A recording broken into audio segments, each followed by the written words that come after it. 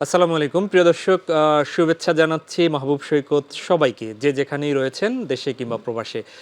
নিশ্চয়ই আজকের একটি স্বস্তির দিন বাংলাদেশে, কারণ হচ্ছে যে অগণন মানুষের রক্তের বিনিময়ে ২৪-এর গণ অভ্যুত্থান হয়েছিল, সেই অভ্যুত্থানের পর গতকালকে সেই অভ্যুত্থানের যে আকাঙ্ক্ষা গণতান্ত্রিক একটি বাংলাদেশ, সেই গণতান্ত্রিক বাংলাদেশ নির্মাণের সবচেয়ে কার্যকর যে বিষয়টি ছিল জাতীয় সংসদ নির্বাচন, গণভোট, সেটি অনুষ্ঠিত হয়ে গেছে। এরই মধ্যে আমরা পেয়ে গেছি যে কারা আগামী ৫ বছর এ জাতির, এ দেশের নেতৃত্ব দিবে। শুধুমাত্র নেতৃত্ব দুপক্ষই দিতে হয়, সরকার এবং বিরোধী দল, তাও আমরা মোটামুটি পেয়ে গেছি। আজকের অনুষ্ঠানের শুরুতে তাদের সবাইকে আমরা বিজয়ী দল যারা সরকার গঠন করবেন তাদেরকেও শুভেচ্ছা জানাচ্ছি, একই সাথে বিজয়ী দল হয়ে যারা বিরোধী দলের ভূমিকা পালন করবেন তাদেরকেও শুভেচ্ছা জানাচ্ছি। আজকে আমরা কথা বলবো এই বিষয়টি নিয়ে। ত্রয়োদশ জাতীয় সংসদ নির্বাচন ও গণভোট ২০২৬-এর ভোটের আলাপের এই পর্বে আমাদের স্টুডিওতে উপস্থিত রয়েছেন সিনিয়র সাংবাদিক এবং রাজনৈতিক বিশ্লেষক মাসুদুর রহমান খলিলি। খলিলি ভাই, স্বাগত জানাচ্ছি আপনাকে। সব মিলিয়ে প্রথমেই একটু জানতে চাই, তা হচ্ছে যে কাঙ্ক্ষিত ভোট, অনেকে বলে থাকেন যে ইতিহাসের সন্ধিক্ষণের বাক বদল করা একটি ঘটনা। এই কালকের থেকে শুরু করে ভোটের আগের পরিবেশ গতকালকে হয়ে যায় এখন পর্যন্ত, অন্যান্য সময় ভোট হওয়ার পরেও যে আহ, পরবর্তী যে আফটার ইফেক্ট বলে, সেই পরিবেশটাকে আপনি কিভাবে দেখছেন? প্রথম কথা হচ্ছে আপনি ঠিকই বলেছেন যে বাঁক বদলের নির্বাচন এবারের এটা সত্যিকার অর্থে বাঁক বদলের নির্বাচন। ২৪-এর গণ অভ্যুত্থানের পরে বাংলাদেশের পরিবেশ ঠিক আগে যেরকমটি ছিল সেরকম কিন্তু এখন নেই। বাংলাদেশ আর নতুন করে ফেসিবাদের কোনো রাষ্ট্র কাঠামোর মধ্যে যেতে চায় না দেশের মানুষ। অন্যদিকে বাংলাদেশটাকে ঠিক বাংলাদেশের যারা নীতি নির্ধারক, বাংলাদেশের মানুষ, তারাই বাংলাদেশকে নিয়ন্ত্রণ করবে, এই আকাঙ্ক্ষা ছিল ২৪-এ। এই আকাঙ্ক্ষাকে অবলম্বন করেই কিন্তু এই নির্বাচনের আয়োজনটা। এটা ঠিক আছে, এই নির্বাচনের প্রক্রিয়া যখন শুরু হয় তখন অনেকের মধ্যে সন্দেহ সংশয় ছিল, আসলে কি ১২ তারিখ নির্বাচনটা অনুষ্ঠিত হবে। কিন্তু সরকার বরাবরই বলে আসছিল যে না, নির্বাচন অনুষ্ঠিত হবে। এবং সরকারের আরও যারা স্টেক হোল্ডার আছে তারাও কিন্তু বলছিলেন যে না, এই নির্বাচনে কোনো সংশয় নেই। গতকালকের দিনটা পার হওয়ার পরে সত্যি সত্যি এটা প্রমাণিত হয়ে গেল যে ১২ই ফেব্রুয়ারি একটা অবাধ, মুক্ত এবং উৎসবমুখর পরিবেশে নির্বাচন অনুষ্ঠিত হয়ে গেছে। জি। প্রত্যেকটা নির্বাচনে জয়ী এবং বিজিত এই দুইটা পক্ষ থাকে। বলতে গেলে এবারের যে নির্বাচনটা অনুষ্ঠিত হয়ে গেল, সেই নির্বাচনে যারা বিজয়ী হয়ে সরকার গঠন করবেন এবং যারা কম আসন পেয়ে বিরোধী দলে বসবেন, উভয় পক্ষই কিন্তু বাংলাদেশ বিনির্মাণের জন্য একটা ঐতিহাসিক দায়িত্ব নিয়ে কাজ শুরু করবেন। আমি বিশ্বাস করি প্রধান উপদেষ্টা অন্তর্বর্তীকালীন সরকারের দায়িত্ব গ্রহণের ১.৫ বৎসর পরে যে কঠিন চ্যালেঞ্জ নিয়ে রাষ্ট্র পরিচালনার দায়িত্ব নিয়েছিলেন, সেই দায়িত্বের একটা ঐতিহাসিক সময় উনি পার করেছেন একটা মুক্ত পরিবেশে এই নির্বাচন অনুষ্ঠানের মধ্য দিয়ে। জি। আমরা জানি এই নির্বাচনে আমাদের দেশের আভ্যন্তরীণ বিভিন্ন ফ্যাক্টর, বিভিন্ন প্রতিষ্ঠানের একটা সম্পৃক্ততা আছে। একই সাথে আছে হচ্ছে ইন্টারন্যাশনাল স্টেক হোল্ডারদের সম্পৃক্ততা। সব কিছু মিলিয়ে একটা চমৎকার, একটা গঠনমূলক একটা নির্বাচন আমরা পেয়েছি। আশা করব খুব দ্রুততম সময়ের মধ্যে, যেভাবে ঠিক সরকারের পক্ষ থেকে বলা হয়েছিল ১৮ই ফেব্রুয়ারির মধ্যে নতুন সরকার গঠন হবে। এখন যেহেতু যে ধরনের নির্বাচনের ফলাফল আমরা পেয়েছি, তাতে কোনো অস্পষ্টতার কোনো কিছু নেই, কোনো দ্বৈততার কোনো কিছু নেই। একটা পরিষ্কার সংখ্যাগরিষ্ঠতা নিয়ে বিএনপির চেয়ারম্যান তারেক রহমানের নেতৃত্বে বিএনপি চলে আসছে। ২১৩টা আসন আমরা দেখতে পাই। তো ফলে তারাই সরকার গঠন করবে। আরেকটা নতুন দিক হচ্ছে, তারা নিরঙ্কুশ সংখ্যাগরিষ্ঠ ২/৩ সংখ্যাগরিষ্ঠতা পাওয়ার কারণে সংবিধানের পরিবর্তন, সংযোজনের অধিকারটাও কিন্তু এই সরকারের হাতে চলে আসছে। যদিও আমরা সবাই আশা করব এ ধরনের রাষ্ট্রীয় বড় কোনো পরিবর্তনের ক্ষেত্রে একটা জাতীয় ঐকমত্যের বিষয়টা দেখবে। যে ধরনের ঐকমত্যের প্রতিফলন আমরা এই যে হাঁ না ভোট, যেটা আপনি শুরুতে জি। বলছিলেন, এই গণভোটের মাধ্যমে আমরা দেখতে পেয়েছি। এই হাঁ না ভোটে হাঁ-এর পক্ষে নিরঙ্কুশ রায় জনগণের পাওয়া গেছে। ফলে এখানে দলগতভাবে বর্তমান নতুন সরকারি দল অথবা বিরোধী দল, তাদের যা কিছু সীমাবদ্ধতা থাকুক না কেন, জাতীয় বৃহত্তর স্বার্থে আশা করব আমরা একটা ঐকমত্যের ভিত্তিতে বাংলাদেশকে সংস্কারের কার্যক্রমটা এগিয়ে যাবে। খলিল ভাই, এখন পর্যন্ত দুটি দলই, একটি দলের পক্ষ থেকে জামাতের নেতৃত্বাধীন যে ১১ দলীয় যে জোটটি রয়েছে, পরে মনে হয় সেই তাদের পক্ষ থেকে স্টেটমেন্ট এসেছে সকালবেলা যে তারা ধৈর্য ধরার আহ্বান জানিয়েছেন এবং সবাই ধৈর্য ধরুন, জোটের আনুষ্ঠানিক কর্মসূচির জন্য অপেক্ষা করুন। তাদের ভেরিফাইড পেজে বলা হয়েছে। বিএনপির পক্ষ থেকে সকালে কর্মসূচি একটি ছিল, সেটি আপাতত স্থগিত, পরে হয়তো তাদের প্রতিক্রিয়া দিবে। শুক্রিয়া আদায়ে জুমার পরে এটি দেখেছেন। তো এই যে কালচার, এই কালচারটিকে এই যে সকাল দেখলেই বোঝা যায় দিনটা শুরুটা কিভাবে হবে, সেই হিসাবে ইতিবাচক কতটা নেওয়া যায়? হ্যাঁ, এটা খুব গুরুত্বপূর্ণ আপনি প্রশ্ন করেছেন। সাধারণভাবে আমরা দেখতাম বিজিত যে পক্ষটা আছে, সে পক্ষ একদিনের জন্য বিজয়ী পক্ষকে শান্তিতে থাকতে দেওয়া হবে না, এমন ঘোষণা কিন্তু আমরা দেখতে পেতাম। এবং নির্বাচনে কারচুপি, সূক্ষ্ম কারচুপি, অনিয়ম এগুলোর জন্য রাজনৈতিক কর্মসূচি হরতালের মতো এগুলো আমরা কিন্তু দেখতে পেতাম। জি। কিন্তু এবার আমার মনে হচ্ছে ২ টা পক্ষই যেন একটা গঠনমূলক চিন্তাই করছে। হ্যাঁ, নির্বাচনে ছোটখাটো ত্রুটি বিচ্যুতি হবে না বাংলাদেশের পার্সপেক্টিভে, এটা তো আমরা আশা করতে পারি না। কিন্তু যারা পরাজিত পক্ষ বলি অথবা কম আসনের যে দল, জামাত ইসলামী জোট, তারা কিন্তু এটা বলে নাই যে এই নির্বাচনে কারচুপি হয়েছে, অনিয়ম হয়েছে বড় ধরনের, যার কারণে এই নির্বাচন হতে পারে না, নতুন আরেকটা নির্বাচন চাই, যেটা ট্রেডিশনাল আমরা দেখতে পাই। এটা না। অন্যদিকে আমরা বিজয়ী পক্ষ যারা আছে তারাও কিন্তু, যারা বিরোধী পক্ষ, বিরোধী জোট আছে, তাদেরকে ঠিক অসম্মানিত করে তারা হেরে গেছে, তাদের জনগণ প্রত্যাখ্যান করছে, এরকম কোনো বক্তব্য আমরা কিন্তু দেখতে পাই না। এই ২ টা প্রতিক্রিয়ার মাধ্যমে আমরা যেটা মনে করতে পারি সেটা হচ্ছে একটা গঠনমূলক ৫ বৎসর মনে হয় আমরা আগামী সময়ে পাবো। এটি প্রত্যাশার জায়গা। এটা প্রত্যাশার জায়গা। আর মনে রাখতে হবে কি, এখন যে সরকারটা দায়িত্ব নিচ্ছেন, একটা কঠিন সময় বাংলাদেশের দায়িত্ব নিয়েছেন। বাংলাদেশের রাজনৈতিক একটা কালচারের বিষয় আছে, বাংলাদেশে অসহিষ্ণুতার বিষয় আছে, বাংলাদেশের অর্থনৈতিক চ্যালেঞ্জের বিষয় আছে। আরও আছে হচ্ছে কি আমাদের ফরেন স্টেক হোল্ডার যারা আছে, তাদের সাথে পররাষ্ট্রনীতিক সম্পর্কের যে ভারসাম্যের বিষয়টা আছে সেটাও আছে। এসব বিষয়ে মনে হয় অনেক বড় চ্যালেঞ্জের মধ্যে পড়তে হবে, অনেক বড় দায়িত্ব নিয়ে যারা সরকার গঠন করবেন তাদের চালাতে হবে। জি, পররাষ্ট্রনীতির কথা বললেন। আমরা দেখেছি যে পার্শ্ববর্তী দেশ ইন্ডিয়া, নরেন্দ্র মোদী তাকে অভিনন্দন জানিয়েছেন। আমাদের স্টেক হোল্ডার ইউএস সহ বিভিন্ন দেশ জানিয়েছেন অভিনন্দন বিএনপিকে, এবং বাংলাদেশের অভূতপূর্ব নির্বাচন হয়েছে এটি তারা স্বীকৃতি দিয়েছে। আমরা সেই প্রসঙ্গে বলবো, তার আগে একটু এখন সরকার গঠনের প্রক্রিয়ার যে বিষয়টি, সেটি কি আশা করছেন? আপনি যদিও বলেছেন যে 18 তারিখের মধ্যে সরকার বলেছে, এখন কি কি ধাপ আছে এরপরে? প্রথম ধাপ হচ্ছে কি, নির্বাচন কমিশন এখনও 299টি আসনের ফলাফল ঘোষণা করে নাই, সম্ভবত 3টা বাকি আছে, এর মধ্যে হয়তো এটা হয়ে যাবে। হয়ে যাওয়ার পরে গেজেট প্রজ্ঞাপন জারি করবে, সেই প্রজ্ঞাপনের পরে শপথ হবে, শপথ যখন হয়ে যাবে তখন সবাই সংসদের সদস্য হলেন। এরপরে হচ্ছে সংখ্যাগরিষ্ঠ দলের যিনি নেতা আছেন তাকে প্রেসিডেন্টের পক্ষ থেকে সরকার গঠনের জন্য আহ্বান করা হবে। আহ্বান করার পর তো সরকার গঠন হয়ে যাবে। আমার ধারণা এটা, আজকে তো 13 তারিখ, 18 তারিখের মধ্যেই মনে হয় এই প্রক্রিয়াগুলো সম্পন্ন হয়ে যাবে। কৈলি ভাই, একটা বিষয় দেখেছেন যে এবার গণভোট থাকার কারণে ইসির পক্ষ থেকে বলা হয়েছিল যে দেরি হতে পারে, ডিলে হতে পারে, এমনকি পরের দিনও ওভার হতে পারে। যদিও নির্বাচনের আগের দিন বলেছেন যে না, পরের দিন সকাল পর্যন্ত লাগতে পারে, কিন্তু এই ডিলেটা কিন্তু হয়নি, স্বাভাবিক প্রক্রিয়াই হয়েছে। এটি এটিকে বাহবা দিবেন কাদের আসলে? না, প্রথম কথা হচ্ছে কি, আসলে হানা ভোটের ব্যাপারে যে বিলম্বের আশঙ্কা প্রকাশ করেছিল, আমার ব্যক্তিগত কিছু অভিজ্ঞতা আছে কিছু নির্বাচনের দায়িত্ব পালন করার। আমার কাছে মনে হয়েছিল যে এটা যৌক্তিক ছিল না, যেটা বাস্তবে ঘটছে সেটাই যৌক্তিক। কারণ এখানে হাঁ এবং না, তো এখানে হাঁ না ভোট একটা আলাদা ব্যালটে আছে, এখানে ধরেন হাঁ এবং না এর মধ্যে ভাগ করে নেওয়ার পরে যে কোনো হাঁ ভোট অথবা না ভোট গুনলেই কিন্তু হয়ে যায়, ফলে এটা লম্বা সময় লাগার কথা না। আর এটা একটা জটিল প্রক্রিয়া বলে যেটা বলা হচ্ছিল, আসলে মানুষ কিন্তু সরলভাবে সব কিছু বুঝে। সরলভাবে বুঝে হচ্ছে কি, জুলাইয়ের আগের অবস্থায় কি বাংলাদেশ ফিরে যাবে, নাকি জুলাইয়ের পরবর্তী পর্যায়ে রাষ্ট্র সংস্কার অথবা রাষ্ট্র পুনর্গঠনের একটা প্রক্রিয়া শুরু হবে, এটাই ছিল হাঁ এবং না। জনগণ ঠিকই এভাবে রায় দিয়েছে। যেমন ধরেন বিএনপি তো 2/3 মেজরিটি পেয়েছে, জি। কিন্তু বিএনপির অনেকের মধ্যে এক ধরনের সংশয় ছিল যে তারা আসলে হাঁকে সমর্থন করবে না নাকে। তারা অনেকগুলো বিষয়ে কিন্তু নোট অফ ডিসেন্ট দিয়েছিল, কিন্তু চূড়ান্তভাবে জনগণ ঠিকই বিএনপিকে রায় দিয়েছে 2/3 রায়, আবার কিন্তু হাঁকে বিজয়ী করছে। তার মানে এর মধ্য দিয়ে রাষ্ট্রকে এগিয়ে নেওয়ার ব্যাপারে বাংলাদেশের মানুষ কিন্তু এক ধরনের বার্তা দিয়েছে।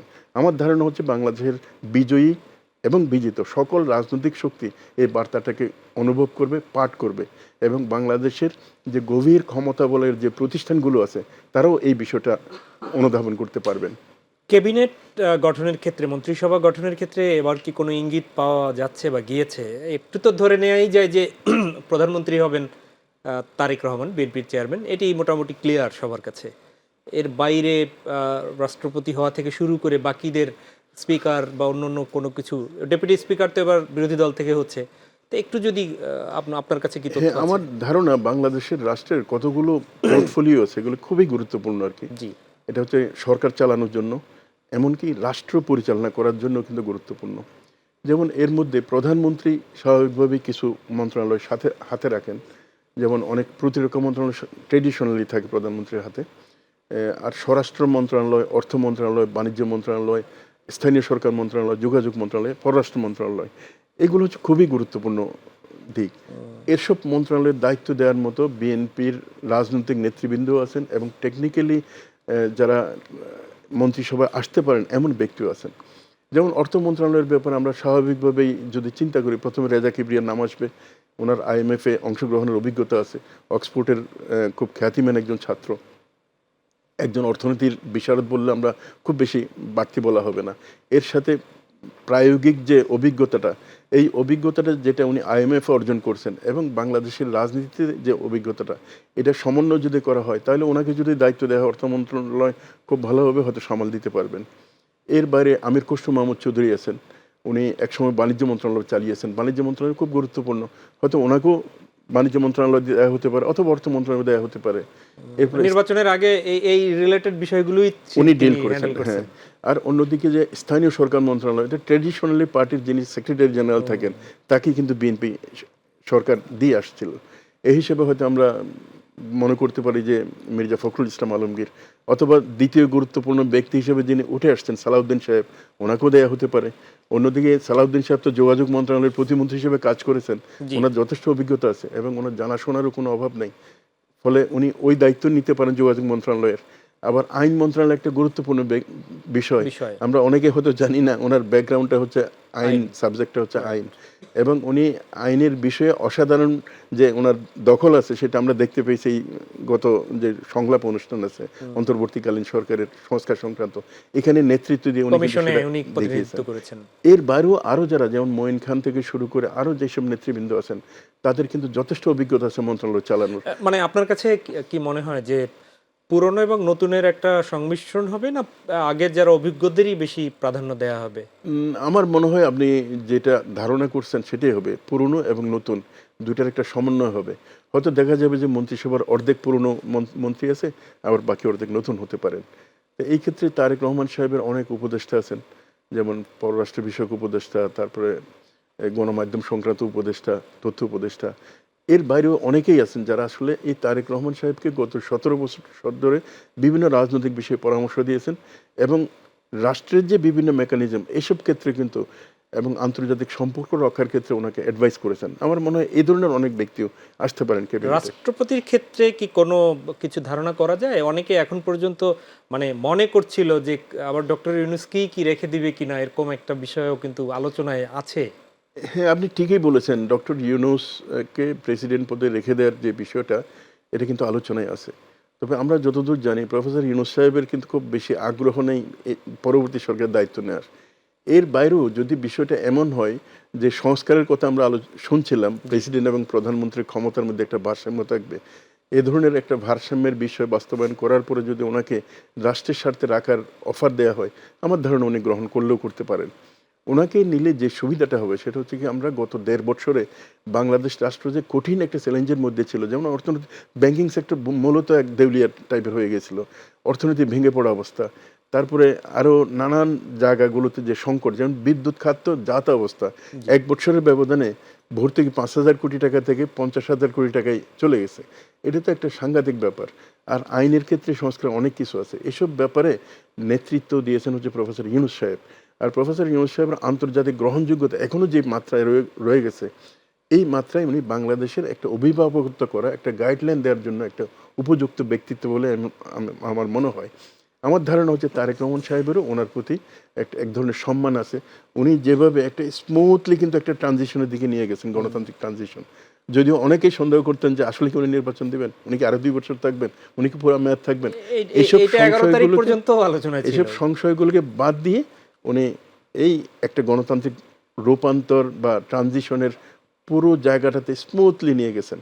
ফলে এই জায়গায় যদি বিএনপি ওনাকে প্রেসিডেন্ট হিসেবে ভেবে থাকে, তাহলে এটা আমি বিস্মিত হব না। জি, তারেক রহমান প্রসঙ্গ, সেটি হচ্ছে যে তারেক রহমান নিশ্চয়ই স্বাধীনতার ঘোষকের সন্তান, সাবেক রাষ্ট্রপতির সন্তান, সেনা প্রধানের সন্তান, সাবেক প্রধানমন্ত্রীর সন্তান। এর বাইরে তিনি আবার একটি রাজনৈতিক কর্মী হিসাবে গড়ে ওঠা, তার নানাবিধ বিষয় রয়েছেন। কিন্তু গত ২ দশক তিনি নির্বাসনে কাটাতে বাধ্য হয়েছেন। তিনি আসলেন, জয় করলেন, আবার ফিরে আসার। এটি তো রাজনৈতিক ইতিহাস যেগুলো আছে দিকে দিকে যে বিষয়গুলো, সেটিকে আপনি কিভাবে মূল্যায়ন করবেন এবং তার উপর আগামী বাংলাদেশের দায়িত্ব যদি হস্তান্তর হয় সেটি তার জন্য কতটা চ্যালেঞ্জ? প্রথম কথা হচ্ছে কি, উনি একটা শাসক পরিবারে জন্মগ্রহণ করেছেন। শাসক পরিবার আমি এইভাবেই বলবো, একটা তো রাজনীতি আছে আর একটা রাষ্ট্রনীতি আছে। জি। রাষ্ট্র যারা পরিচালনার দায়িত্ব পালন করেন তাদের কাছাকাছি থাকার যে অভিজ্ঞতা, এটা কিন্তু বিরল অভিজ্ঞতা। ওনার পিতা শহীদ জিয়াউর রহমান সাহেব বাংলাদেশের খুব ক্রান্তিকালীন সময়ে নেতৃত্ব দিয়েছেন, প্রেসিডেন্ট ছিলেন, সেনাপ্রধান ছিলেন। তো এই ধরনের একজন ব্যক্তির উনি উত্তরাধিকার। এরপরে বেগম খালেদা জিয়া জিয়াউর রহমানের অকাল মৃত্যুর পরে, শহীদ হয়ে যাওয়ার পরে উনি লম্বা এক দশক সময় ধরে রাজনীতিতে নেতৃত্ব দিয়ে তারপরে দুইবার তিনবার প্রধানমন্ত্রী হয়েছেন। তো শেষের বারে যে উনি প্রধানমন্ত্রী হলেন তখন তারেক সাহেব কিন্তু খুব ঘনিষ্ঠভাবে রাষ্ট্র কীভাবে পরিচালিত হয় এটাকে দেখতে পেরেছেন। রাজনীতি কিভাবে করতে হয়, রাজনীতির যে থিওরিগুলো, এগুলো সবগুলো কিন্তু ওনার জানা আছে। তো ফলে উনি এখন যদি দায়িত্ব নেন, এটা হঠাৎ আসলেন, জয় করলেন, ক্ষমতায় গেলেন, বিষয়টা কিন্তু এরকম না।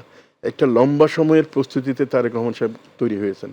আমরা তারেক রহমান সাহেবকে হয়তো মনে করতে পারি যে যেমন শহীদ জিয়াউর রহমান, উনি সম্ভবত 37-38 বছরে কিন্তু এক গুরুত্বপূর্ণ দায়িত্বে আসতেন। তারপরে বেগম খালেদা জিয়ার কথা যদি ধরি তাহলে উনিও হয়তো আসছেন এইরকম 43-44 বা 45 বছর বয়সে। আর তারেক রহমান সাহেবের অনেক ম্যাচিউরড এজ, এখন কিন্তু 60 ইয়ার্স পার হয়ে গেছেন। তো ফলে ওনার অভিজ্ঞতার ভান্ডারটা, প্রবীণের যে বয়স সেখানে চলে হ্যাঁ, গেছে। ওনার অভিজ্ঞতার ভান্ডারটা কিন্তু অনেক ব্যাপক। অন্যদিকে ওনার যে মানসিকতাটা, সেটা হচ্ছে কি একটা তারুণ্যের যে এগিয়ে যাওয়ার মানসিকতা, এই মানসিকতাটা কিন্তু ওনার মধ্যে আছে। তো ফলে এই যে উত্তরাধিকারের দুইটা মানে সিরিয়াস রাষ্ট্রনায়কের উত্তরাধিকার, অন্যদিকে পোড় খাওয়া রাজনীতিবিদ, নিজের শরীরে মানে নির্যাতন, যন্ত্রণা, বৈরিতার যে ধরনের ক্ষত নিয়ে উনি এই পর্যায়ে আসছেন। ফলে আমার মনে হয় ওনার মধ্যে একটা এক ধরনের প্রাজ্ঞতা তৈরি হবে, অভিজ্ঞতার একটা ম্যাচুরিটি ওনার মধ্যে আসবে। ফলে এই ম্যাচুরিটি নিয়ে উনি দায়িত্ব রাষ্ট্রকে নেতৃত্ব দিতে পারবেন।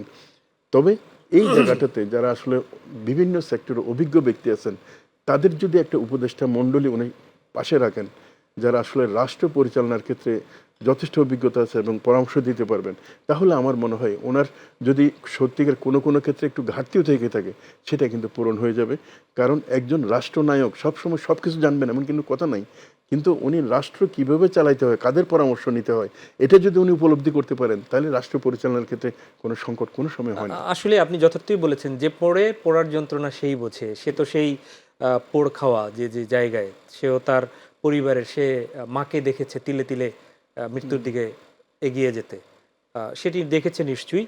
সে প্রসঙ্গে আসবো। আমি একটু জামাত ইসলামী প্রসঙ্গে আসি। জামাত ইসলামীর জোটের যে জায়গাটি, প্রথমেই বলবো যে জামাত ফলাফল যেটি করেছে, কিন্তু তারা বিভিন্নভাবে কিন্তু ধারণা তাদের মধ্যে এরকম জন্মেছিল যে রাষ্ট্র পরিচালনা করার মতোই তাদের সেই সংখ্যাগরিষ্ঠতা তারা পেয়ে যাবেন, এরকমও অনেক ধারণা করা হচ্ছিল।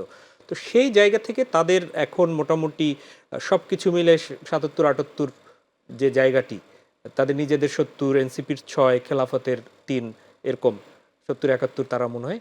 তো এই সংখ্যাটা মানে ১০০-র এখনো নিচে। প্রথম কথা হচ্ছে যে তারা তো বিগত দিনে এখন সর্বোচ্চ সংখ্যক বিগত দিনের হিসেবে তারা পেয়েছে মানুষের সমর্থন। আরেকটা হচ্ছে এখনকার যে বডি ল্যাঙ্গুয়েজ সেই তুলনায় আবার কম পেয়েছেন। এটিকে কিভাবে মূল্যায়ন করবেন?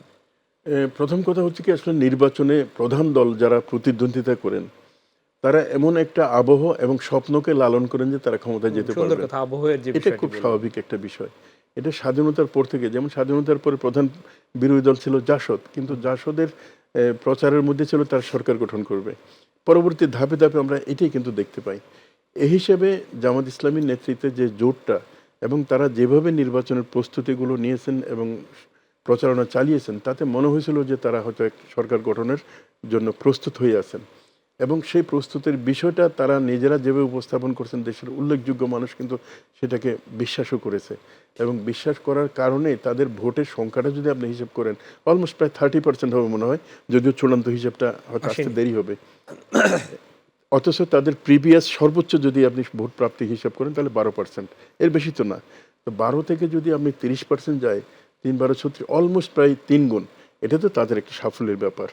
আর দ্বিতীয় বিষয় হচ্ছে কি, তারা যে ধরনের খুব সুপরিকল্পিতভাবে এবারের নির্বাচনটাতে নির্বাচন প্রস্তুতিটা পরিচালনা করেছেন এবং তাদের আমির যেভাবে নেতৃত্ব দিয়েছেন এবং অন্যান্য নেতারা যেভাবে সব জিনিসগুলোকে নিয়ে অগ্রসর হয়েছেন, এতে এক ধরনের ম্যাচুরিটির পরিচয় পাওয়া যায়।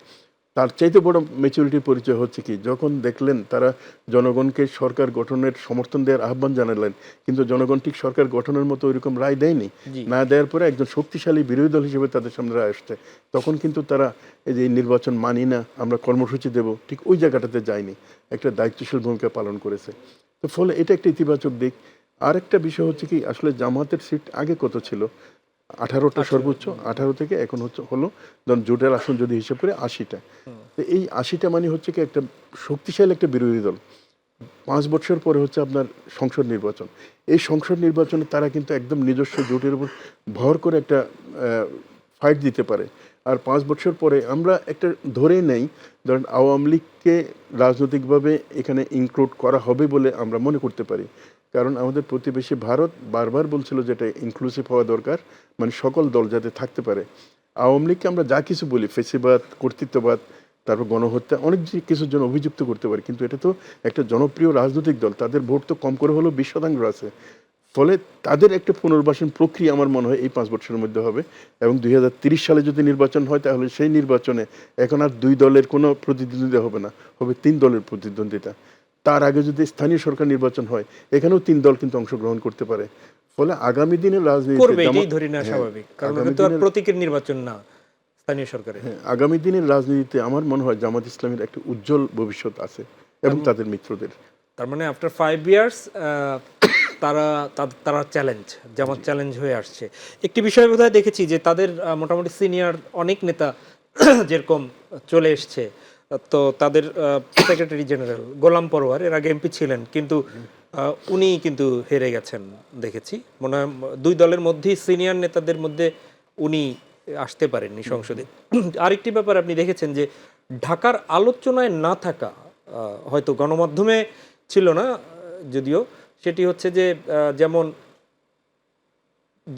যেমন মানে পুরান ঢাকায় যেখানে বিএনপির রবিন সাহেব ছিলেন, তারপর নবিউল্লাহ নবী ছিলেন, সেখানে 2 জন কিন্তু জয়নুল সাহেব এবং কামাল সাহেব জিতেছেন।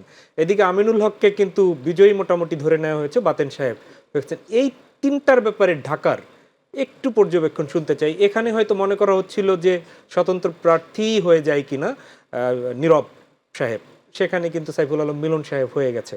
জামাতের এই 4টাকে কি চমক দেখছেন, না হিসেব ঠিকই আছে? আমার মনে হয়েছে নির্বাচনে এক ধরনের ঢেউ বয়ে গেছে কিছু কিছু অঞ্চলে আর কি। জি জি। এই ঢেউটা আপনি ধরেন রাজশাহী, রংপুর থেকে শুরু করে রংপুর, রাজশাহী বেল্ট, দক্ষিণ আপনি যদি খুলনা। এই এই এই পর্যালোচনাটা একটু আমি পরে শুনতে চাই। আমাদের এক সহকর্মী এই মুহূর্তে নির্বাচন কমিশনে আছেন, ওখানে কোনো তথ্য আছে কিনা একটু শুনে আছি। ঘুরলি ভাই, আপনি একটু মনে রাখবেন কথাটা। প্রিয় দর্শক, আমরা একটু নির্বাচন কমিশন থেকে ঘুরে আসছি, যদিও সেখানে কমিশনের পক্ষ থেকে একটু আগে, কিছুক্ষণ আগে ব্রিফ করা হয়েছে।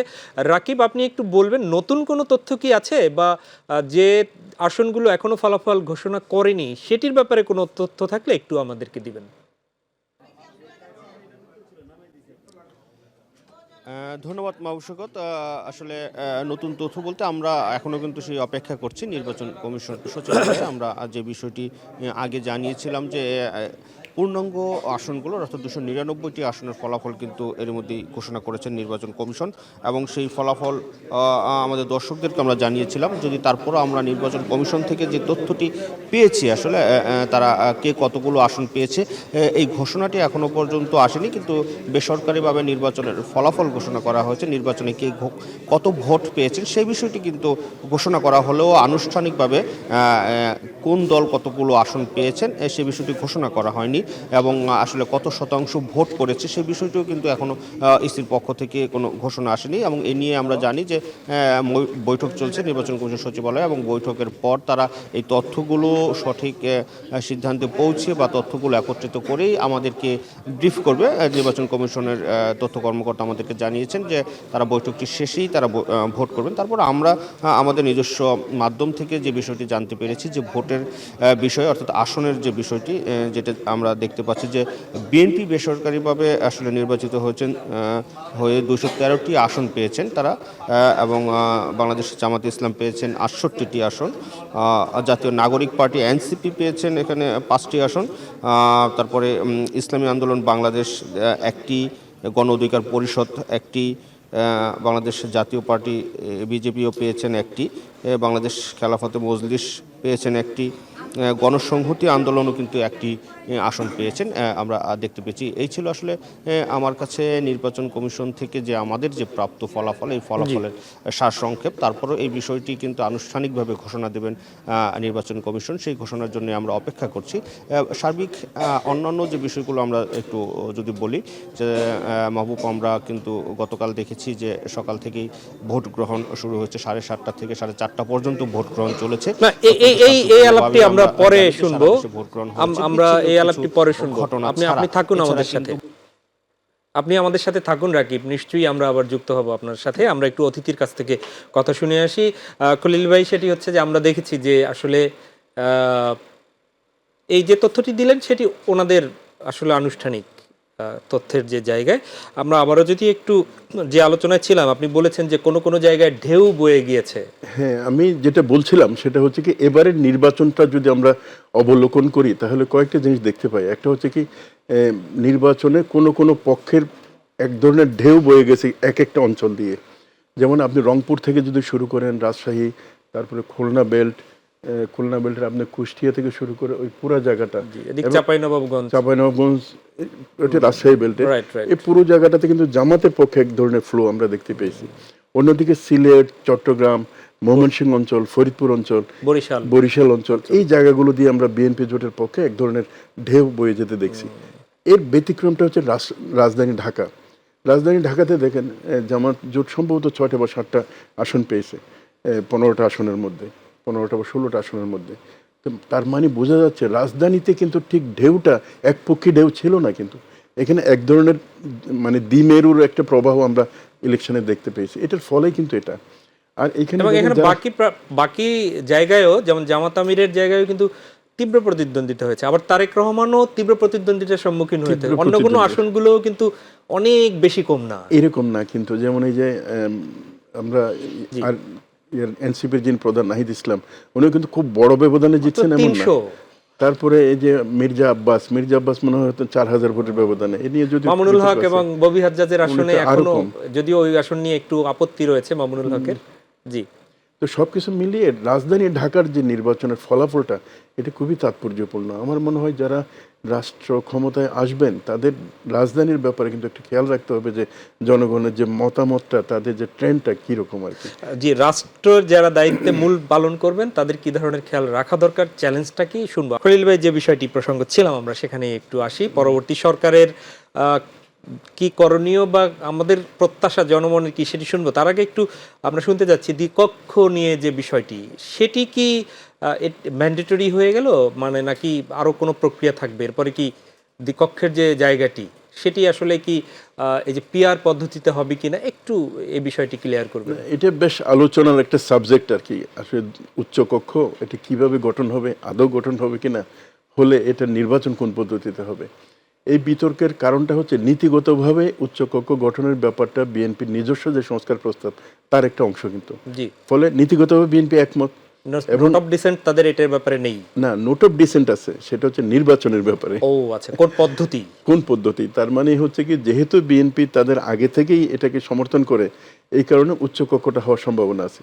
এখন উচ্চকক্ষের সদস্য কিভাবে নির্বাচন হবে এটার ব্যাপারে বিএনপি মনে করে যে এই যে নিম্নকক্ষের যে সদস্য যারা নির্বাচিত হবেন তাদের আনুপাতিকভাবে এই উচ্চকক্ষ গঠন হবে। তার মানে হচ্ছে কি, আমাদের মহিলা সদস্যরা, নারী সদস্যরা যেভাবে নির্বাচিত হন, মানে সংসদ সদস্যের আনুপাতিকভাবে একই অনুপাতে উচ্চকক্ষ হবে। কিন্তু এবার যেটা মানে গণভোটে যেটা দেওয়া হয়েছে সেটা হচ্ছে কি, ভোটের অনুপাতের ভিত্তিতেই এটা উচ্চকক্ষ গঠন হবে। এখন ধরেন যেভাবে প্যাকেজটা দেওয়া হয়েছে সেই প্যাকেজটা অনুমোদন হলো গণভোটে, স্বাভাবিকভাবে একটা ধারণা করা যায় যে উচ্চকক্ষ গঠন হবে। এই নির্বাচনে যে দল যত শতাংশ ভোট পেয়েছে সেই শতাংশের অনুপাতেই তারা উচ্চ পরিষদের সদস্য হবেন।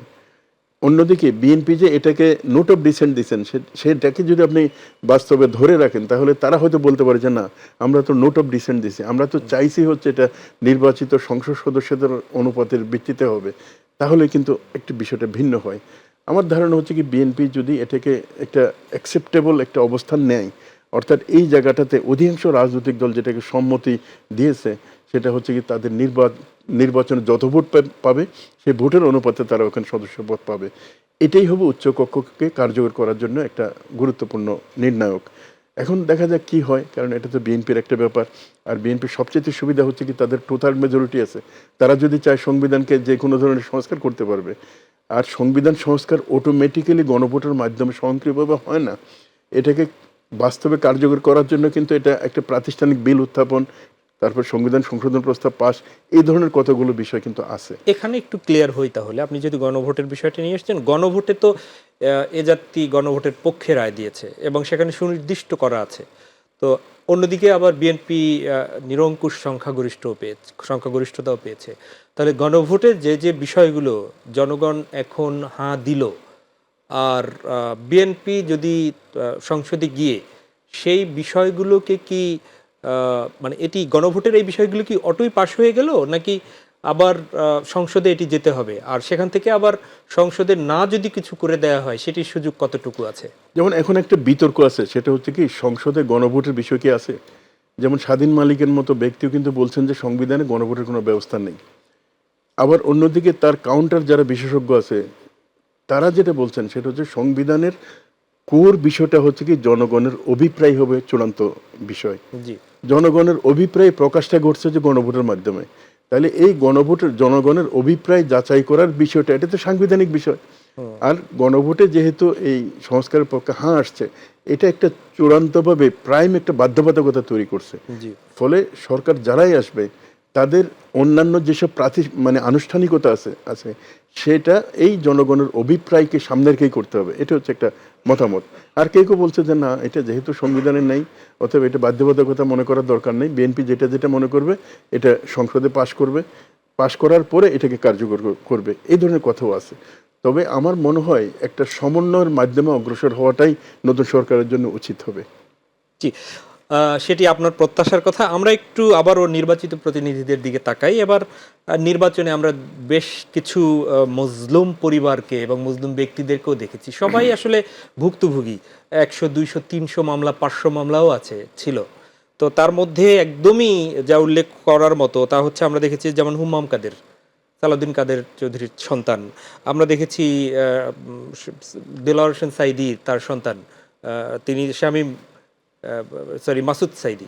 তারপরে হচ্ছে আমরা দেখেছি যে ব্যারিস্টার আরমান, তাকে দেখেছি। আমরা দেখেছি ইলিয়াস আলীর স্ত্রী ভাবি, তাকে আমরা ভাবি, তাদেরকে তো বলতাম। সেই এদের মতো যে ব্যক্তিবর্গ, তাদেরকে আমরা দেখেছি এই যে তারা সংসদে আসবেন, কথা বলবেন। আমরা দেখেছি যে ২৪-এর অভ্যুত্থানের যাদেরকে সামনের সারিতে দেখেছি, এরকম হয়তো নাহিদ চলে আসবেন, হাসনাত চলে আসবেন, তারপর ওই এনসিপির আক্তার চলে আসবেন, শীর্ষ নেতাদের দুইজনই থাকবেন, মাসুদ আসবেন, হ্যাঁ, হান্নান মাসুদ আসবেন, এদিকে তারেক রহমান থাকবেন, ডাক্তার শফিকুর রহমান তিনি থাকবেন।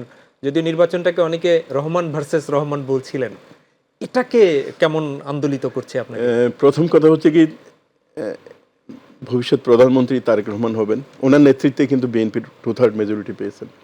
তারেক রহমানের জীবনটা দেখেন, উনি একজন প্রেসিডেন্ট, একজন প্রধানমন্ত্রীর সন্তান।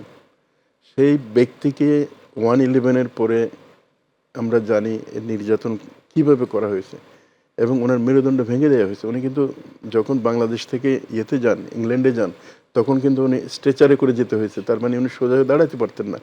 এর চেয়ে বড় মজলুম কি হতে পারে? একজন প্রধানমন্ত্রী প্রেসিডেন্টের সন্তান হওয়ার পরেও কিন্তু ওনাকে এইভাবে নির্যাতন করা হয়েছে।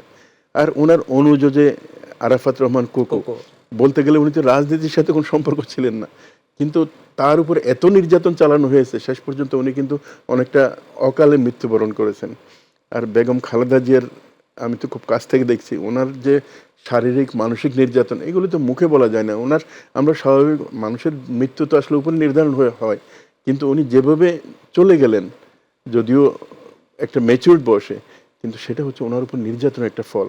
আর আপনি যাদের কথা বললেন, এই যে রুশদি ভাবির কথা বলেন, ইলিয়াস আলীর ওয়াইফ, তারপরে হুমাম কাদের মানে সালাউদ্দিন কাদের চৌধুরীর ছেলে, তারপরে মীর কাসেম আলীর ছেলে ব্যারিস্টার আহমদ বিন কাসেম আরমান, তো সাইদি সাহেবের ছেলে এই যে মাসুদ সাইদি, এদের প্রতি যে জনগণের আস্থা, এমনকি আরেকজনের কথা আপনি বলেন না, ব্যারিস্টার মোমেন নিজামী সাহেবের ছেলে, জি ব্যারিস্টার মোমেন, এগুলো হচ্ছে সব মানে এমন এক পরিবার যাদের প্রতি আসলে ফেসিবাদী আমলে অবর্ণনীয় নির্যাতন জুলুম করা হয়েছে, তারেক সাহেব ইনক্লুডিং তারেক রহমান।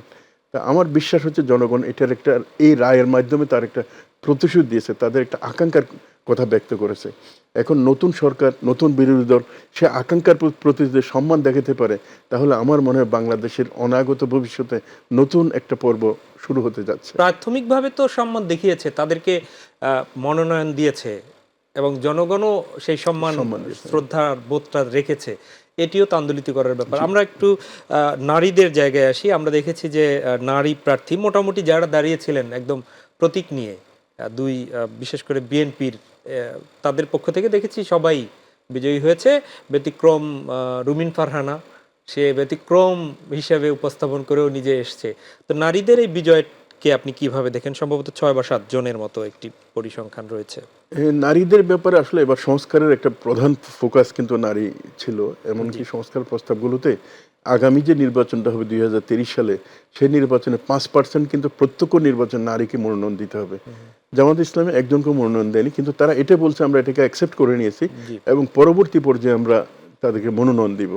স্থানীয় সরকার নির্বাচনের যে অভিজ্ঞতা আছে, এই অভিজ্ঞতাকে সামনে রেখে 2030 সালে আমরা এটা করব। অন্যদিকে বিএনপিতে প্রায় 3%-এর মতো নারী প্রার্থী মনোনয়ন দিয়েছে। আর স্বতন্ত্র থেকে রুমিন ফারহানার কথা বললেন, ডাক্তার যারা নিয়েও স্বতন্ত্র হিসেবে করছিলেন, যদি উনি সাকসেসফুল হতে পারেন নাই। আমার মনে হয় এই যে নারীদের সক্ষমতার এম্পাওয়ারমেন্টের যে বিষয়টা, এই বিষয়টা মনে হয় সামনে বেশ আসছে। এবং আরেকটা বড় বিষয় হচ্ছে কি, এদের রাজনীতিতে নারীদের অংশগ্রহণ করা। আমরা একসময় বিএনপির, আওয়ামী লীগের রাজনীতিতে নারীদের দেখতাম, কিন্তু এবার জামাত ইসলামী বা ইসলামিক দল যেগুলো আছে এগুলোর মধ্যেও কিন্তু নারী অংশগ্রহণ আমরা দেখছি। যেমন জামাতের সকল প্রোগ্রামগুলোতে কিন্তু নারীদের অংশগ্রহণ দেখা যাচ্ছে। এমনকি তাদের পলিসি মেকিংয়ের ক্ষেত্রেও কিন্তু নারীদের কিভাবে একটা আরও গুরুত্বপূর্ণ পার্ট দেওয়া যায়, সেরকম চিন্তাভাবনার কথা আমরা কিন্তু শুনতে পাচ্ছি। তো যাই হোক, এটা নারী সক্ষমতা, নারী এম্পাওয়ারমেন্টের জন্য একটা বড় একটা অগ্রগতি মনে হয়।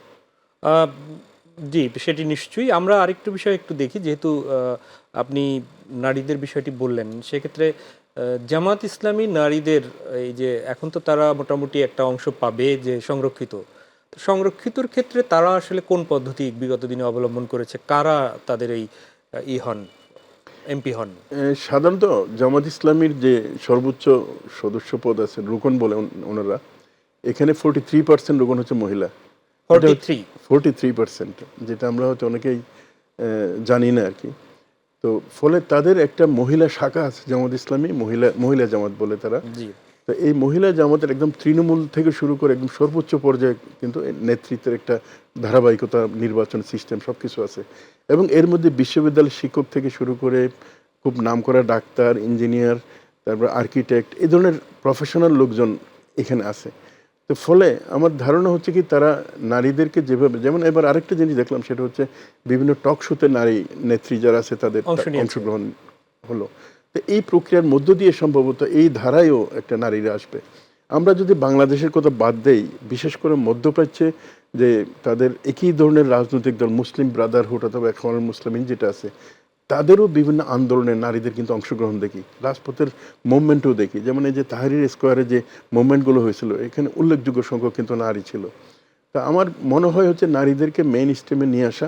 তবে নিয়ে আসা মানে এই নয় যে তাদেরকে তাদের জন্য যে অনুপযুক্ত জায়গা সেটা দেয়া। যেমন ধরেন, আমরা কোনো আইজিপি কি বাংলাদেশের নারী দেখি নাই, আমেরিকান কোনো সেনা প্রধান কি আপনি নারী দেখছেন? দেখেন নাই। তো এই যে বাস্তবতাগুলোকে নিয়েই কিন্তু সামনে অগ্রসর হওয়া। জি, আমি একটু জানতে চাইবো, সেটা হচ্ছে যে বিএনপির নারীদের, এবার দেখেছি যে বিএনপির অনেক নারী নেত্রী ক্ষোভ প্রকাশ করেছেন, তারা মনোনয়ন পাননি সেজন্য। সেক্ষেত্রে বিগত দিনে যারা এমপি ছিলেন বা নারী নেত্রী, মানে পদ্ধতিটা আপনার কাছে কি মনে হয়? একটু ছোট্ট করে বলবেন, আমরা একটু ফরিদপুরে যাব সেখানের মানুষের অভিব্যক্তি শুনতে।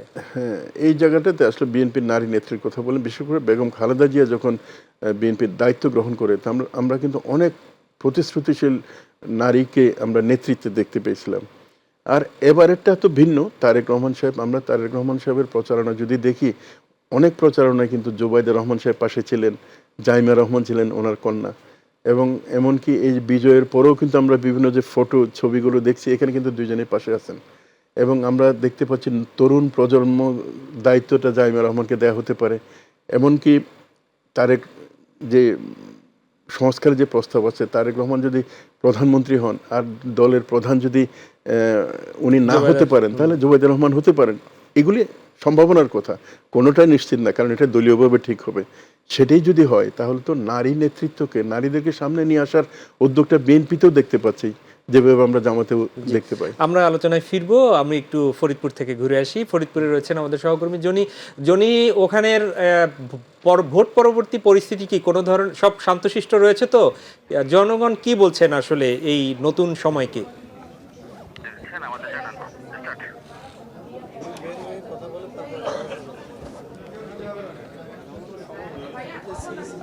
মাহবুব, আপনি জানেন যে গতকাল কিন্তু দিনব্যাপী সকাল 7:30 থেকে শুরু করে কিন্তু বিকাল 4:30 পর্যন্ত কিন্তু অনুষ্ঠিত হলো জাতীয় সংসদ নির্বাচন। এই নির্বাচনকে কেন্দ্র করে কিন্তু গতকাল পুরো ফরিদপুরে কিন্তু উৎসবের আমেজ বিরাজ করছিল, আর সেই উৎসবের আমেজ কিন্তু আরও দ্বিগুণ মাত্রায় বাড়িয়ে দিয়েছে ফরিদপুরের যে 4টি আসনে কিন্তু 4 জন নতুন সংসদ সদস্য পেয়েছে ফরিদপুরবাসী।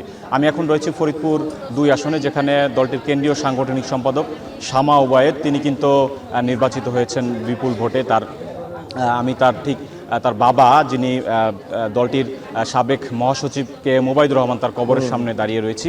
এবং আপনারা আমার পিছনে দেখছেন যে নেতাকর্মীরা কিন্তু এক ধরনের সকাল থেকে এক ধরনের আনন্দ উল্লাস করছেন। তাদের দীর্ঘদিনের প্রত্যাশা যেটি ছিল যে শামা ওবায়েদ এমপি হবেন, এবং নির্বাচিত হওয়ার পরেই কিন্তু সকাল থেকে গতকাল রাতের পর থেকেই কিন্তু তার বাড়িতে এক ধরনের উৎসবের আমেজ বইছে, এবং নেতাকর্মীরা দেখছেন যে নেতাকর্মীদের কথা শুনতে চাই খুব ছোট্ট করে কিন্তু উৎসব পালন করছেন। আমি যদি এখন একটু কথা বলি এখানকার একজনের সাথে, আসলে শামা ওবায়েদ তো নির্বাচিত হলেন, নির্বাচিত হওয়ার পরে আসলে কি এই বাড়িতে, আসলে এই বাড়ির পরিবেশটা আসলে কি? আসলে নগরকান্দা 2 আসনে ধানের শেষে কাণ্ডের শামা ওবায়েদ এই বাড়িতে যে প্রশ্নটা করেছেন, যে নির্বাচন সবার মনে আনন্দ উল্লাস, কারণ ক্লান্তিময় জীবনে সবাই, বিশেষ করে 72 পর্যন্ত অনেক পরিশ্রম করেছে সবাই, মোটামুটি এখানে যারা উপস্থিত আছে সবার মনে আনন্দ বিরাজ করতেছে। আর সবার ভিতরে দেখতে পারতেছেন হই হুল্লা, সকালে ব্যান্ড পার্টি, রং ছড়াছড়ি, মানে মনে হচ্ছে যে রমজান শেষে যে একটা ঈদের দিন আসে, মনে হচ্ছে আজকে সবাইকে ঈদ মোবারক। অনেক ধন্যবাদ, অনেক ধন্যবাদ।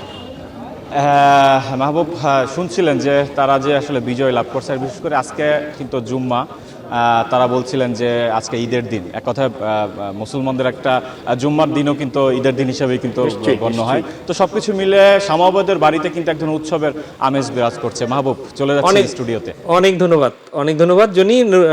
খলিল ভাই, আমরা একটু খুব ছোট্ট করে 2টি প্রশ্নের উত্তর চাইবো, আমার হাতে সময় খুব কম। একটা হচ্ছে ইসলামী আন্দোলন জামাত জোটের সাথে ছিল, তাদের ফলাফল তো একদমই দেখছি যে একটা পেয়ে মোটামুটি মুখ রক্ষা। অন্যদিকে জোটে থেকে খেলাফত মজলিস 3টি পেয়ে গেল, কিভাবে মূল্যায়ন করবেন? তারা তো বলছিল যে তাদের 100-র বেশি A+ আসন আছে। না, এটা ইসলামিক আন্দোলন সম্ভবত তাদের সক্ষমতা, তাদের দলের শক্তি সম্পর্কে একটা বাড়তি মূল্যায়ন করেছিল, যার কারণে তারা মানে 47টা আসন সম্ভবত জোট থেকে দেওয়ার প্রস্তাব করা হয়েছিল, তারা এটাকে অ্যাকসেপ্ট করে নেই। এটা না করে ফাইনালি যেটা হলো সেটা তো হচ্ছে তাদের আসন সংখ্যা একটার কথা বললেন, এমনকি তাদের নায়েব আমির যিনি, উনি মনে হয় নির্বাচিত হননি। 2 আসন ছিল, একটিও হয়নি। হ্যাঁ, একটি তো হননি। তো আর তাদের সম্মিলিত ভোট পার্সেন্টটা সম্ভবত 1% বা 1.5%, 2% এরকম হতে পারে। এটা খুব বেশি না, তার মানে উচ্চ পরিষদেও তো যে তারা খুব বেশি আসন পাবে এমন না। এটা হয়তো কোনো একটা রাজনৈতিক খেলা হতে পারে, তবে তাদের আলাদা নির্বাচন করার কারণে অনেক জায়গায় কিন্তু এই জামাত জোটের লোকজন হেরে গেছে, বিশেষ করে বরিশাল বেল্টে। তারপরে আপনি হামিদুর রহমান আজাদের কথা বললেন, এখানে ওনার হারার যে ভোটের সংখ্যাটা, তার চেয়ে অনেক বেশি ভোট পেয়েছে কিন্তু ইসলামী আন্দোলনের প্রার্থী। এভাবে যদি তারা জোটে থাকতো তাহলে হয়তো জোটের সংখ্যা 10 থেকে 15টা বাড়তে পারতো, আর তাদের আসনও বাড়তো। মানে তাদের চেয়ে জোট বেশি ক্ষতিগ্রস্ত হয়েছে।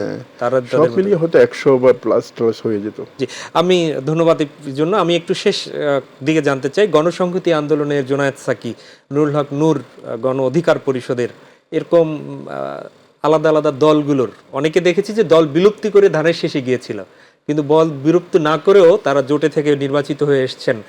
এটিকে একটু 1 মিনিটের মধ্যে মূল্যায়ন করবেন। এটা আমি মনে করি যে তারা যে সিদ্ধান্ত নিয়েছেন এটা সঠিক সিদ্ধান্ত নিয়েছেন এবং ওই সিদ্ধান্তকে তারা অনার করার পরে এমপি হয়েছেন। অন্যদিকে রাশেদ খান বা এরকম যারা দলের বিলুপ্ত করে ধান শীষ প্রতীক নিয়েছেন তাদের অনেকে কিন্তু সফল হতে পারেনি। জি। আমার মনে হয় যদি শক্ত এবং থাকে নিজের ইচ্ছা শক্তি দৃঢ় হয় তাহলে সাফল্য আসে, তার একটা প্রমাণ এটা। জি, একদম শেষ দিকে জানতে চাই, পররাষ্ট্র নীতির কথা বলছিলেন, পার্শ্ববর্তী দেশ ভারতের সাথে আমাদের এটি কি বলবো দা কুমড়ো কিনা জানি না, এটি কি নির্বাচিত সরকার হওয়ার পরে স্বাভাবিক অবস্থায় ফিরে আসবে? তারা কি জনগণ টু জনগণ সাথে সম্পর্ক করবে, না আগের মতোই অবস্থায় থাকবে? আসলে ভারতের সাউথ ব্লক, যেটা পররাষ্ট্র মন্ত্রণালয় বলে, তারা কিন্তু বলে আসছিল যে ইউনুস গভর্নমেন্টের সাথে তারা কোনো কিছু নিয়ে আর দেন দরবার আলোচনা করবে না, নির্বাচিত সরকার আসলে তাদের সাথে করবে। এখন তো কয়েকটা বিষয় আছে, একটা হচ্ছে কি আপনার এই যে গঙ্গা চুক্তি নবায়নের সাবজেক্টটা, এটা এই বছরই নবায়ন হতে হবে, এই আলোচনা হতে হবে। তারপরে ধরুন তাদের সাথে যেসব চুক্তিগুলো ছিল, তারপরে ওই সংযোগের যে বিষয়গুলো, ট্রান্সশিপমেন্টের সাবজেক্ট অনেকগুলো এখন ঝুলে আছে। এই জিনিসগুলো আমার মনে হয় সম্ভবত এখন আলোচনার মধ্যে চলে আসবে। তবে একটা জিনিস, বাংলাদেশের মানুষ কিন্তু ভারতের নির্দেশনায়, প্রতিবেশী রাষ্ট্রের নির্দেশনায় বাংলাদেশ পরিচালিত হবে, অর্থনীতি চলবে, কৌশলগত দিকগুলো চলবে, আমাদের প্রতিরক্ষা তাদের ইচ্ছা অনুযায়ী হবে, এটা মনে হয় সমর্থন করে না। জি, সম্ভবত আমরা আর সময় পাবো না। শেষ প্রশ্নের যে জায়গাটি, সেটি হচ্ছে যে সচেতন একজন মানুষ হিসেবে, গণমাধ্যমের একজন কর্মী হিসেবে, শিক্ষক হিসেবে, সেটি হচ্ছে যে এই সরকারের কাছে কিংবা বিরোধী দলের কাছে প্রধানতম চ্যালেঞ্জ কি, এবং আপনি এদেশের নাগরিক হিসেবে আগামী 5 বছর বা এই সংসদকে কিভাবে দেখতে চান? তিনটে চ্যালেঞ্জের কথা বলবো। একটা হচ্ছে অর্থনৈতিক চ্যালেঞ্জ সবচেয়ে বড়ভাবে আসবে, জি, ব্যাংকিং খাত এবং অন্যান্য যেটা আমি পাওয়ার সেক্টরের কথা বলছিলাম, পাওয়ার সেক্টর, গ্যাস সেক্টর, এটা বড় চ্যালেঞ্জ আসবে। আর দ্বিতীয় যেটা আসবে সেটা হচ্ছে দুর্নীতি মুক্ত বাংলাদেশ গড়া, যে ঘোষণাটা তারেক সাহেব দিয়েছেন, এটা সত্যিকার অর্থে বাস্তবায়ন, এটা খুব গুরুত্বপূর্ণ। আর থার্ড জিনিসটা হচ্ছে সার্ভিস, মানে বিদ্যুৎ, গ্যাস, পানি, যে সার্ভিসের সংকট এখন চলছে এবং মূল্য বৃদ্ধি, মূল্যস্ফীতি হচ্ছে, এটাকে অ্যাড্রেস করা। এই তিনটে বিষয় যদি ঠিকমতো করতে পারে তাহলে আমার মনে হয় বিএনপি একটা সফল সরকারের নেতৃত্ব দিতে পারবে তারেক সাহেব। বিরোধী দলেরও তো নিশ্চয়ই ভূমিকা আছে। হ্যাঁ, তাদেরও ভূমিকা আছে, তাদের দায়িত্বশীল ভূমিকা পালন করতে হবে। আমি যে বললাম সেটি বলতে 2030 তো সাল, আমরা আগে বুঝতাম যে রাস্তাঘাটে শুধুমাত্র আন্দোলন সংগ্রাম, এটি না, এটা কিন্তু না। জামাত ইসলামী এবার একটা গঠনমূলক রাজনীতির একটা ধারা তৈরি করছে। যেমন এমন হতে পারে যখন বাজেট আসবে তারা একটা অল্টারনেটিভ বাজেট দিবে, যদি সরকার কোনো একটা পলিসি হয় তারা এটা একমত না হয় তাহলে কোনটা সঠিক হওয়া দরকার সেটা তারা উপস্থাপন করতে পারে। এভাবে কিন্তু আমরা এই যে ব্রিটিশ রাজনীতিতে একটা ছায়া মন্ত্রিসভা দেখি, জামাত ইসলামী করতে পারে যে ছায়া মন্ত্রিসভা হতে পারে। এই মন্ত্রিসভায় যারা অভিজ্ঞ হবেন তারা 2030 সালে যদি তারা জয়লাভ করেন তখন কিন্তু তারা নেতৃত্ব দিতে পারেন। আর গভর্নমেন্টের পলিসিগুলোতে এই গঠনমূলক গাইডলাইনটা এই জায়গাটা থেকে আসতে পারে। খলিল ভাই, রাষ্ট্রের চতুর্থ স্তম্ভ গণমাধ্যম, সেই গণমাধ্যম স্তম্ভ ধরে রাখতে পারেনি। 30 সেকেন্ডে একটু আপনার প্রত্যাশার কথাটা শুনতে চাই। গণমাধ্যম কি গণমাধ্যম হয়ে উঠবে? গণমাধ্যমের একটা অর্থনীতি আছে, এটা তো আমি একটা পত্রিকার সাথে পরিচালনার সাথেও যুক্ত আছি। এই অর্থনীতির অবস্থাটা খুবই নাজুক। 2019 সাল এবং 2026 সাল এর মধ্যে প্রিন্ট মিডিয়ার সার্কুলেশন অর্ধেকে নেমে আসছে, ইলেকট্রনিক মিডিয়ার দর্শক শ্রোতা প্রায় কাছাকাছি কমে গেছে। আর যে বিজ্ঞাপনের রেভিনিউটা গণমাধ্যমকে টিকায় রাখে সেই বিজ্ঞাপন অলমোস্ট 50% নেমে আসছে। এই অবস্থায় আছে গণমাধ্যম কর্মীদের জন্য একটা বড় সংকট, যেমন ওয়েস্টবোর্ড হচ্ছে না, তারা ঠিকমতো বেতন পাচ্ছে না। এটা যেহেতু চতুর্থ স্তম্ভ, রাষ্ট্রের সংকটগুলো এই গণমাধ্যমের মাধ্যমেই পূরণ করা হয়। এজন্য রাষ্ট্রের দায়িত্ব আছে যাতে গণমাধ্যমের অর্থনৈতিক সহযোগিতার সাইডটা দেখে এবং সাংবাদিকরা যাতে তাদের ন্যায্য মজুরি পেতে পারে। অনেক অনেক অনেক ধন্যবাদ মাসুদুর রহমান খলিলি আপনাকে। প্রিয় দর্শক, এই ছিল আমাদের আজকের আয়োজন। দেখা হবে অন্য কোনো আয়োজনে। আমরাও চাই আসলে একটি কল্যাণমূলক বাংলাদেশ গড়ে উঠুক, যে বাংলাদেশে ন্যায়ের শাসন থাকবে, সুশাসন থাকবে, কল্যাণের সকল কিছু কল্যাণমূলক দেশ হিসাবে গড়ে উঠতে সরকারি দল এবং বিরোধী দল একে সাথে কাঁধে কাঁধ মিলিয়ে দেশের স্বার্থকে উপরে রেখে কাজ করবেন, এই প্রত্যাশা রেখে শেষ করছি আজকের নির্বাচনী আলাপন। আল্লাহ হাফেজ।